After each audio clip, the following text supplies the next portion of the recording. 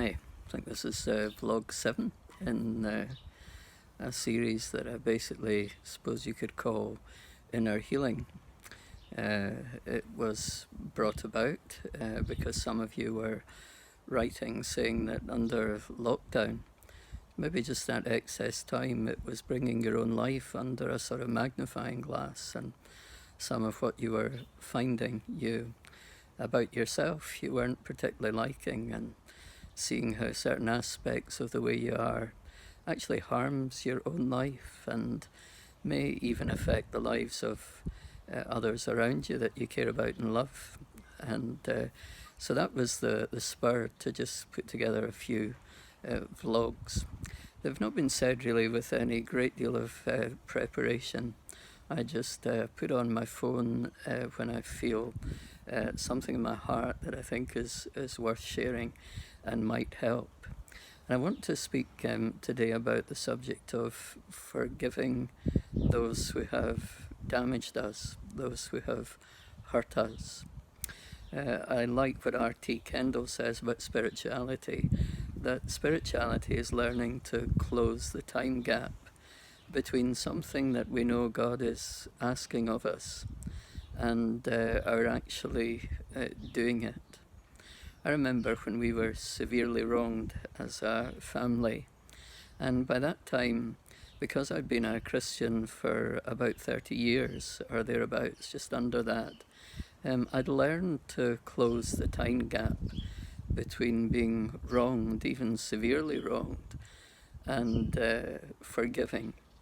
And for me, when we were wronged, even though it was severe and damaging and had long-lasting effects, for me, it wasn't difficult in one way to forgive, because I'd learned over the years to close the time gap. And the great spur, of course, is I've been forgiven so much, and therefore there is a flow that is part of those who have truly been forgiven by the Lord. And so I'd learned to forgive from the heart and to try and close the time gap between being wronged and forgiving.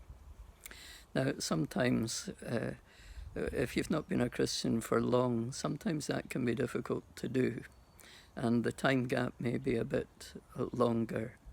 It's always amazed me that even those who have been severely wronged in the most brutal ways, this may interest you, I've found that more often than not, they really do want to forgive. Most of the people that I find that have been most severely wronged, actually they do want to forgive. I think by the Spirit of God, almost instinctively, even if they don't know the scriptures, they know indeed that unless they manage to do that, then somehow the wrong done to them will have an even extra hold that will go on for even longer and delay full healing and release.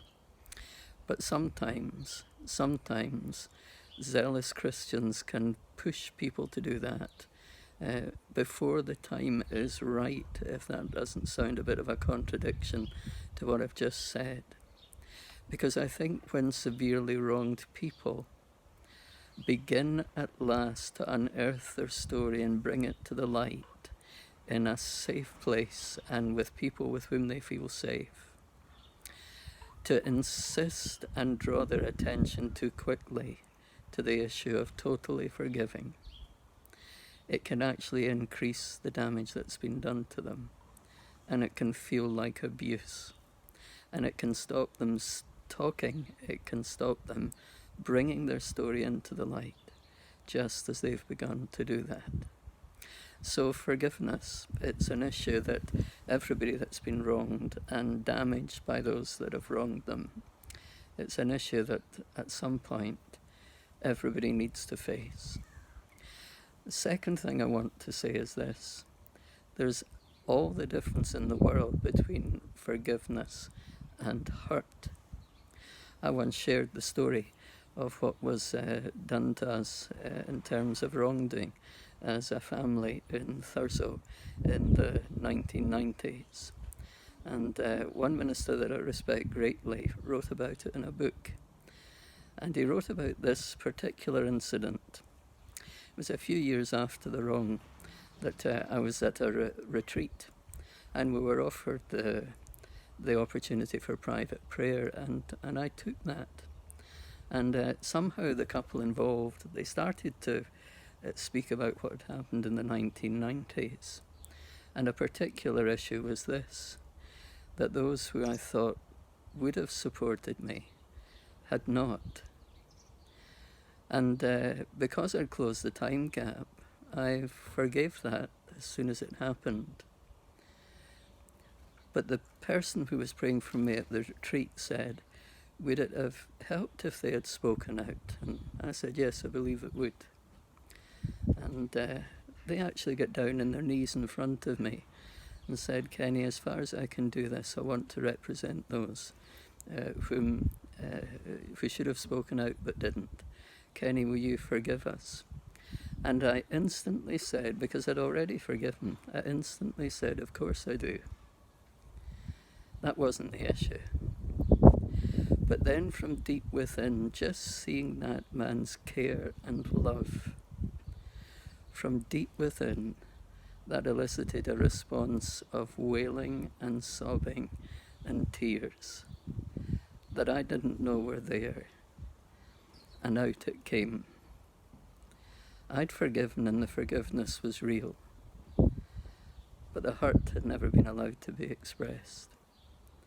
And somehow love being expressed created that space for the hurt to come out. And somebody hearing about this actually wrote about it and said, you see, the problem was that Kenny thought he'd forgiven, but he hadn't forgiven.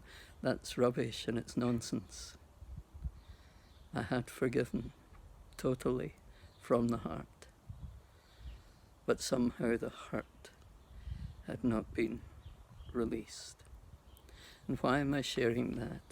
Because Satan will torment you sometimes that if I'm still hurting, I can't have forgiven properly. That's a lie.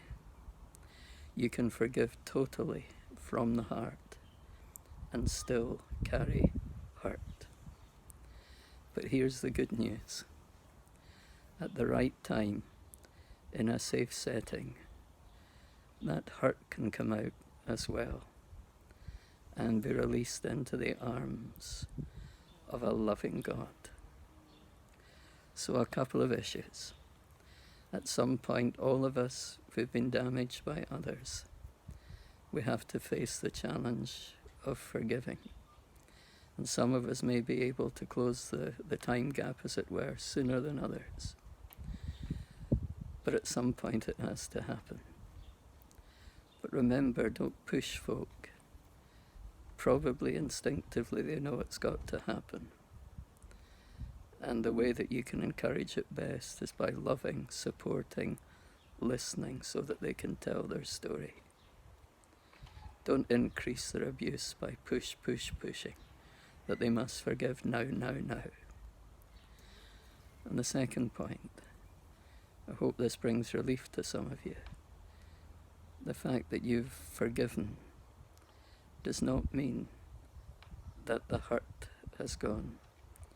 And the fact that the hurt is maybe still there does not mean that you have not forgiven. Don't let Satan confuse you about that. But my prayer is not only that some of you listening will maybe close the time gap and find that the time has come by the grace of God that you are able to forgive, but I pray as well that for some of you there might just be a freedom of confusion from forgiveness and hurt getting mixed up with one another. And I pray that the time for the release from the hurt might be much nearer than you ever thought could be the case. So bye for now, and God bless.